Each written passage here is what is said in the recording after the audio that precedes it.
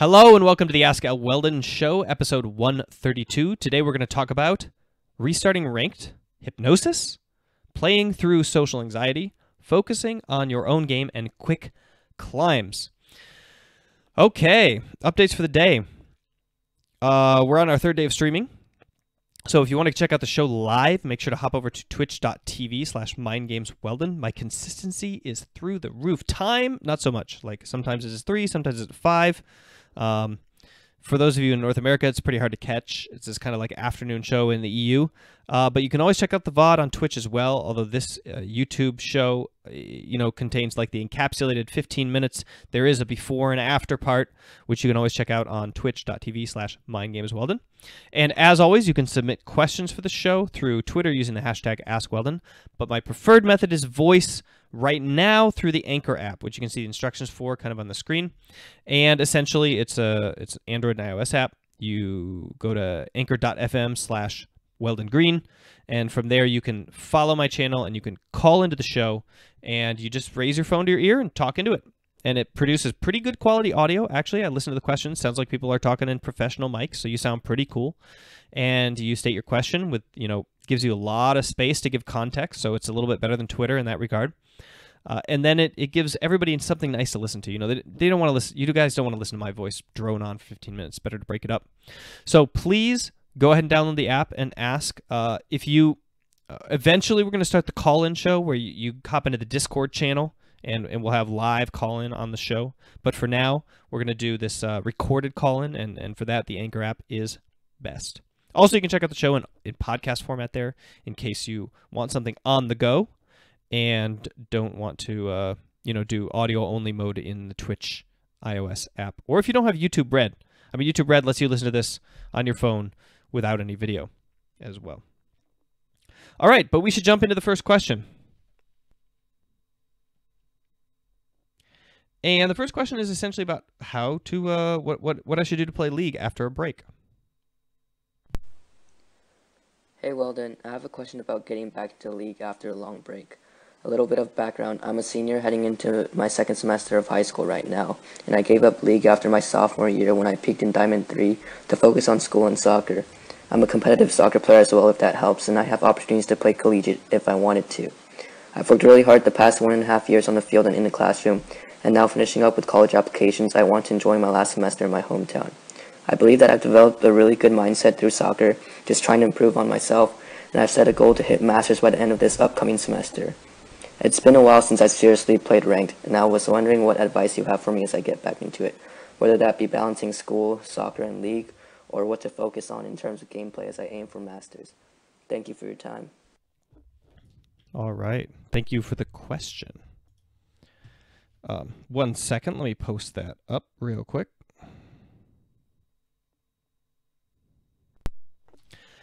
Okay. Thanks for the question, and this is a particularly good one because it highlights something that I think is really important about competitive online games, which is that they can be a tool for self-development. So what I mean by that is it is possible for you to practice the same components of high performance in terms of mental mindset that you need on the soccer pitch in League of Legends. So what I would recommend is I would see your restarting of ranked as a method or as a way to hone yourself and your competitive edge for later use on the soccer field, for later use in competitive matches elsewhere. Because let's be honest, in a month, you're not going to climb to the heights of rankedom. Yeah, your goal is just kind of like to express your competitive self, to like see how far you can push yourself, to experiment with learning again. And learning a new system and how fast you can like dial that in. So what I'd recommend is approaching with a systematic mindset. So for example, prep before a game and do review after a game, and make sure that before a game you're setting goals of things that you want to try to focus on, and then after the game you're trying to like analyze your play, analyze mistakes, see how you did on your goals, etc. So approach it with a systematic mindset, and then within the game I want you to always think about what is it that you allow yourself to suffer for the pursuit of your ideals. So for the pursuit of victory, like how much are you willing to lead your team? How much are you willing to boost up your teammates' morale? How much are you willing to do kind of the soft skills necessary to kind of bring about victory despite whatever trolling or tilting or complete disasters happening like in the game. Like, can you lead your team to victory? Because these are the skills that are, first of all, very highly transferable, and second of all, involve emotional control. Like, I feel this inside, but I'm going to say this thing. I want to tell this guy he cost me the game, but instead I'm going to say, nice try, sorry, it was probably my fault, you know, and lie a little bit to make sure that like he is, you know, still in the game, that kind of thing. So for me, it was really fun to do this because I did it over like 2 games a day over like a 3 to 6 month period. And it was really fun because those 2 games felt really focused. And even when they went bad, and I had something that I was like, I really wanted to play like that 17-0 Ezreal game, you know, but I didn't get it either game. So I had to go to sleep unhappy, like unsatisfied. And that in and of itself was a fantastic journey. Just to be like, after these 2 games, which I promised myself, I'm going to stop playing, even if I didn't get what I came into this game for in terms of escapism, in terms of the sensations and emotions that I wanted to feel from the ladder. And that for me, I think was like a really fun kind of like self-mastery thing, which I believe carried over very well into parenting, to be honest. When I don't get what I want for my kids and I have to say, it's okay, it's probably my fault, you know, you can keep eating that candy which I accidentally left out and now I don't get any of, and now you're eating. But yeah, so fantastic question. Congratulations on all your success. Really good job like focusing on your sport and putting yourself up at a high level, and good idea like thinking about how you could utilize this time to better prepare for life in general. And for that, like I said, have a system, deny yourself for growth, and focus on emotional control and soft skills, especially because those are things you can practice no matter how badly the game is going. Yeah, that's about all I have. Also, if you're wondering about what to focus on in game, like skip all the study, which is a waste of time, and just get a coach to tell you. Focus on these things. Okay, thanks, coach. You know, and then you can just move on to like focusing on them. You don't have to like study a million VODs to figure out what it is that's good and bad nowadays. So that's my recommendation. Best of luck. All right.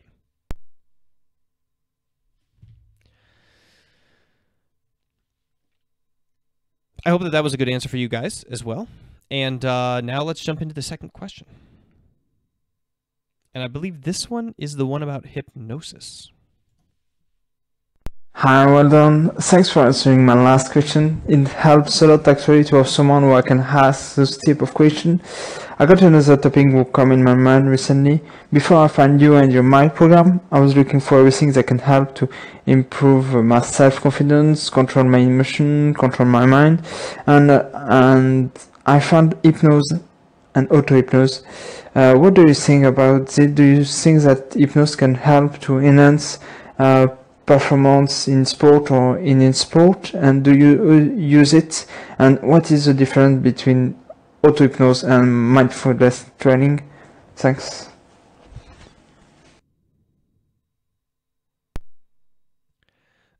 Okay, Leo, thank you very much for the question. So this is obviously this answer is going to be biased because I am a sports psychology trainer and not a hypnoticist. So there's going to be a lot of things that I don't know about this question. I'm not the best person to ask, at least from the hypnotic perspective. Certainly from the sports psychology side and the mindfulness side, I am the right person to ask. So first of all, hypnosis is a regularly accepted, I won't say widely accepted, but a regularly accepted tool in elite sport. There are very big names who have used it before, such as Mike Tyson. There's a number of footballers who have done it.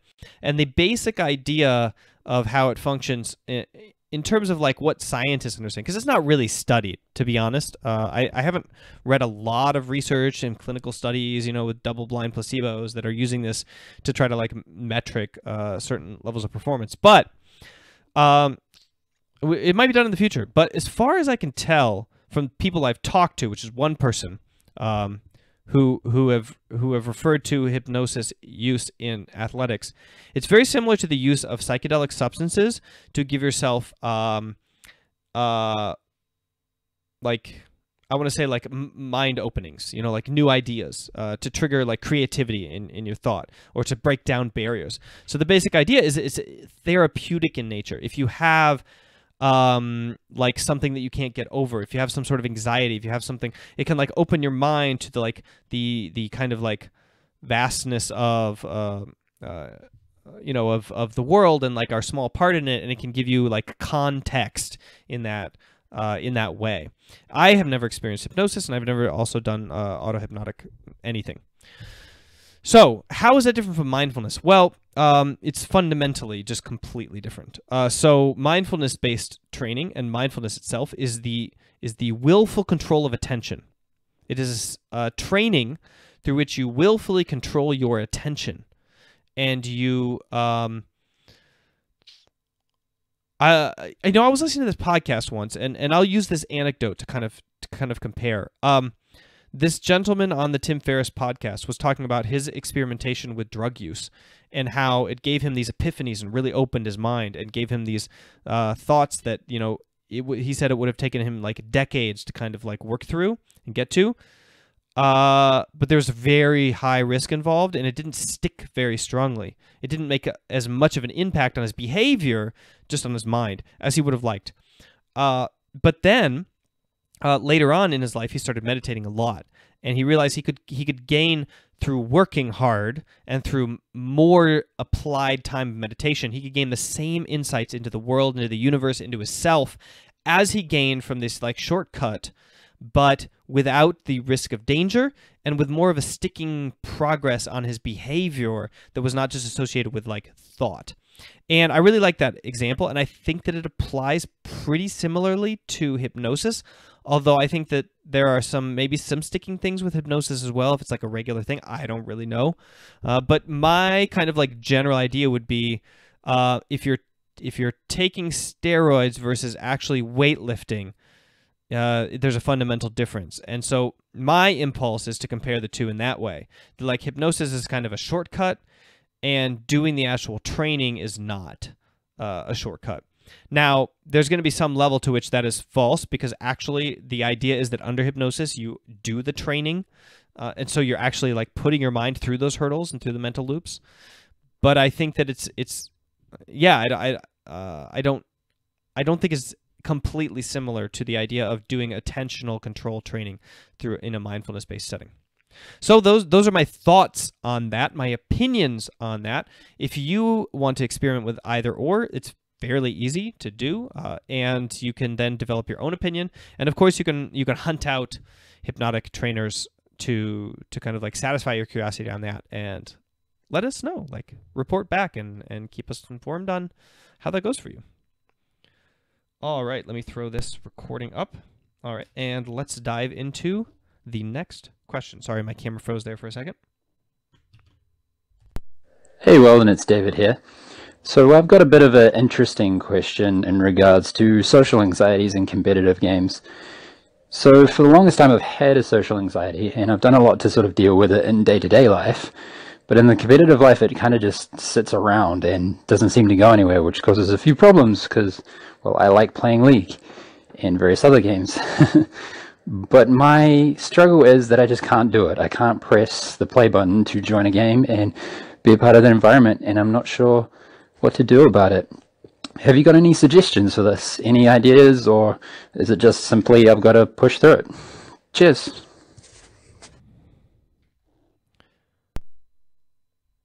Okay. Why isn't my... There we go. My graphic disappeared. There we go. First of all, really good question. Fantastic frame for this, especially with the fact that you've done work on this in your kind of, as you said, like your regular life. So the first thing I would recommend is following... Oh, oopsies. I blew that, huh? How do I fix my camera now? Boom. There. Sorry, guys. Minor camera malfunction for a second. There we go. Fixed it, more or less. Yep. What I meant to do was say that you should follow me on Snapchat, David, and make sure that you message me, because I think that you're going to need a lot of tools for this. So the answer is you should tackle it. And to tackle it, you're going to need a lot of tools. and I want to be able to give you them based on the context of the day and the situation.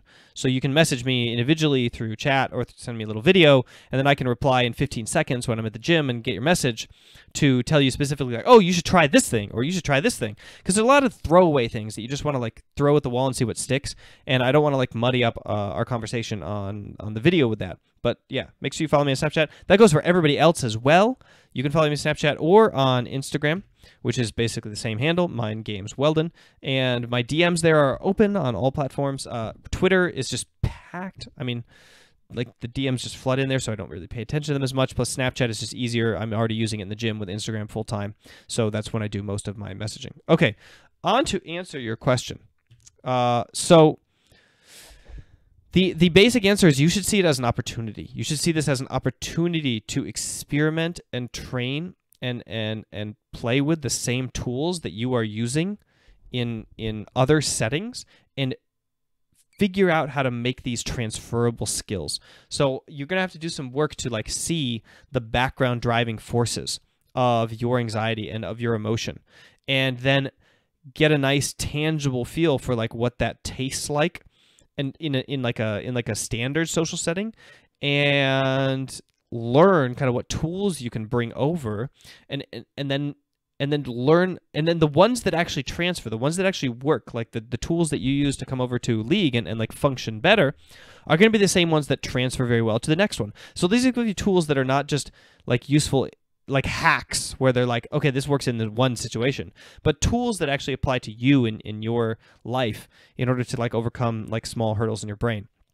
So the first thing that I would recommend, of course, is to set rules for yourself. So basically, one of the biggest issues with social anxiety is choice, that you have the choice to do or not to do. And so, and oftentimes like kind of like crossing that hurdle and just pushing play is the hard part.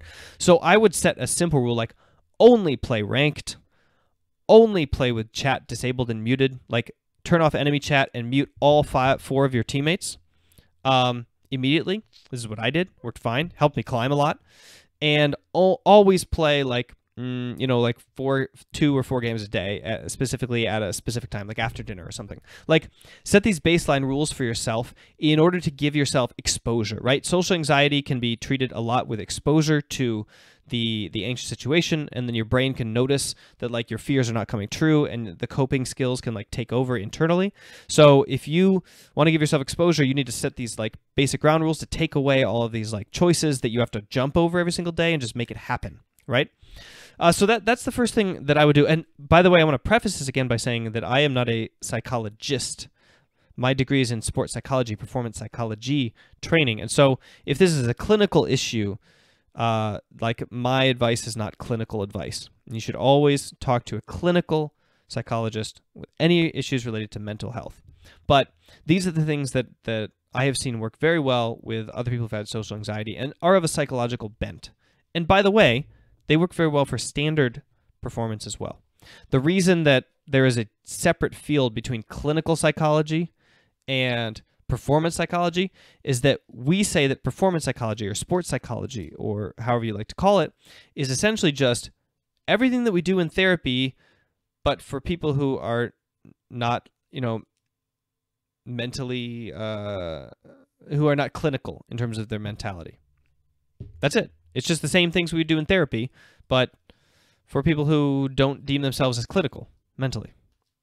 Like if you imagine there's a line, and below that line you say, okay, these people are clinical in something, and above here we have quote-unquote normal people, which, by the way, doesn't really exist. It's more like a spectrum in terms of everything, because I'm sure David, for example, who asked this question, has a lot more insight on certain areas of life and certain areas of his mentality than somebody else who's a quote-unquote not mentally clinical in that regard. But then like sports psychology is the focus on applying this to pursuing excellence versus pursuing normalcy, if that makes sense. Okay, fantastic question. Thanks for the opportunity to answer it. Keep in mind, again, that I'm not a clinical psychologist, and I hope that my advice was helpful in some way. Let's dive into the next question.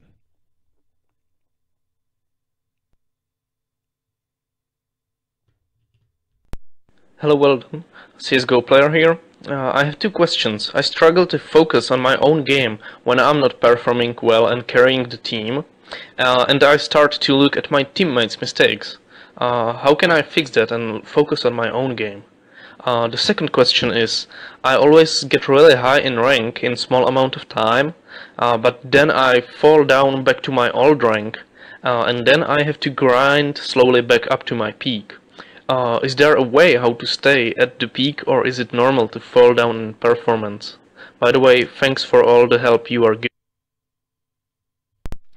Okay, sorry to cut you off there. I did not mean to do that in the app, but I don't know which button to push sometimes at the right time. So first of all, thanks for the question. Just to paraphrase, question 1 was, how do I focus on my own game? Question 2 was, how do I, like, when I have the situation where I climb a lot and then all of a sudden I fall down a lot, how do I rationalize that? Like, what's happening here? How come I'm climbing a bunch, falling down a bunch, and then climbing slowly back up? So let's deal with the first question first. How do I focus on my own game? That's pretty easy. It's a choice. What you focus on is a choice. Your attention is one of the things you can control. If your attention is not being controlled, if your focus is not being controlled, then it is going impulsively in various different directions. It's being controlled by your emotions, for example. And for that, there are 3 steps, and they are mindfulness, acceptance, commitment. So first, you have to be aware of where your attention is, and that takes a little bit of training or a bit of self-awareness or a little bit of attention to your attention, where your focus is, realizing, oh, I'm focusing on this other player's game. Stop it. Second thing is acceptance. That is like getting over it, accepting the frustration, accepting the lack of focus, accepting the tilt, accepting the whatever it is, like accepting the basal state of your emotions and just being like, okay, this is what I have to live with right now. Despite that, I am going to focus on this other thing, and then forcing your mind to that point. And that is the commitment aspect, which, by the way, is a value-based commitment. Then to actually do it here, you again need this mindfulness training, which is why this was the fundamental training that I did first with all the pro teams I worked with, and which I do in my course, on my online course, which is something I created to try to extend the work that I do to the masses, because obviously I can't individually train all of you. So this is like a 50 video course that happens over the course of 7 weeks, 7 videos a day. 7 videos a week. Sorry, not a day. That would be a little heinous. And each video is really straightforward. Lecture, mindfulness training, lecture. Lecture, meditation, lecture. That's how it goes. And we generally go in a 1 week cycle, and we just go revolving downward or curling inward through every single topic week by week. So we cover every topic in 1 week, then we get deeper the next week and deeper the next week, and that's how I do it.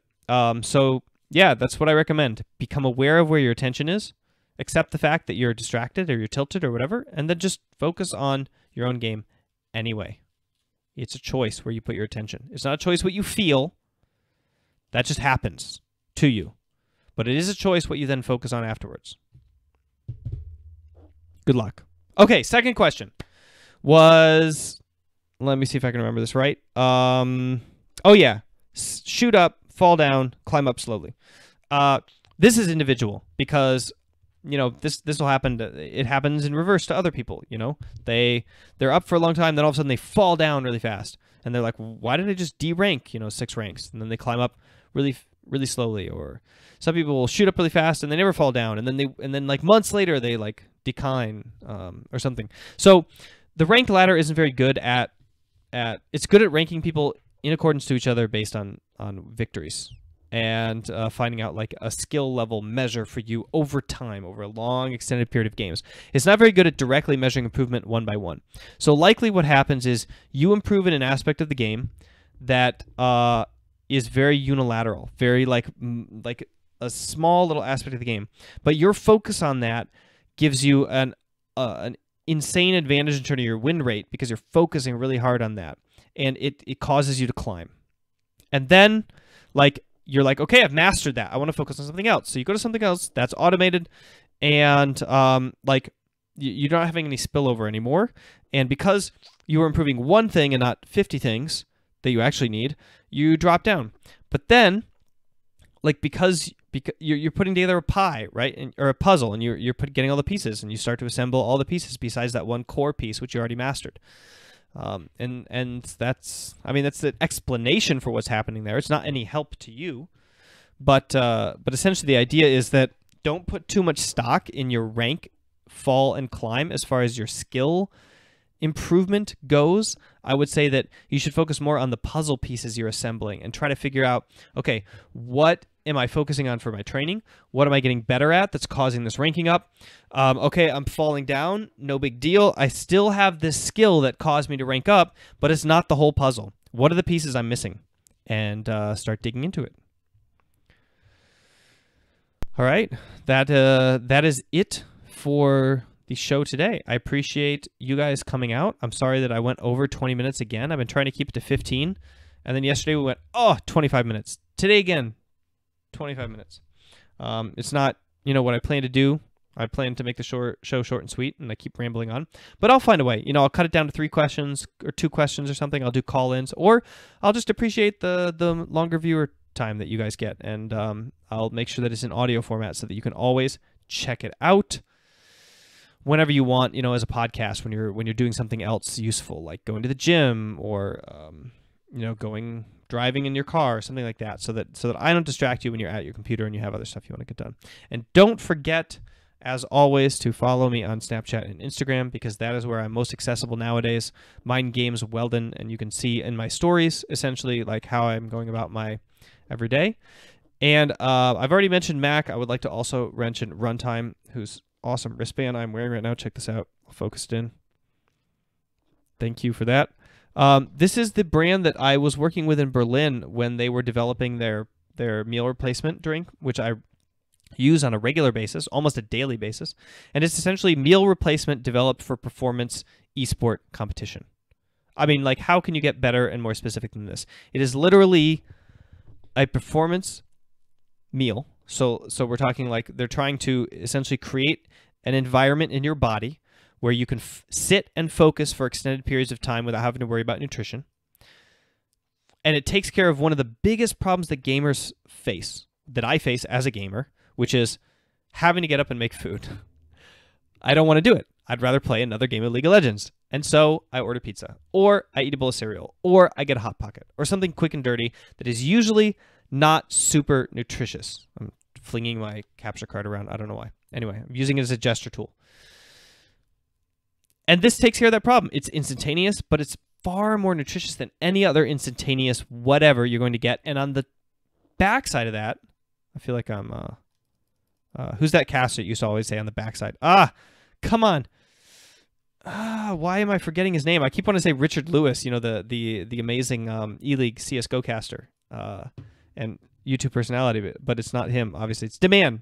Yeah. On the back of that, it is also cheap. It's not that expensive if you divide by, bulk. I bought 50 of them, so that may be a little overboard, but and you might want to like get more than one flavor. I don't really care about flavor.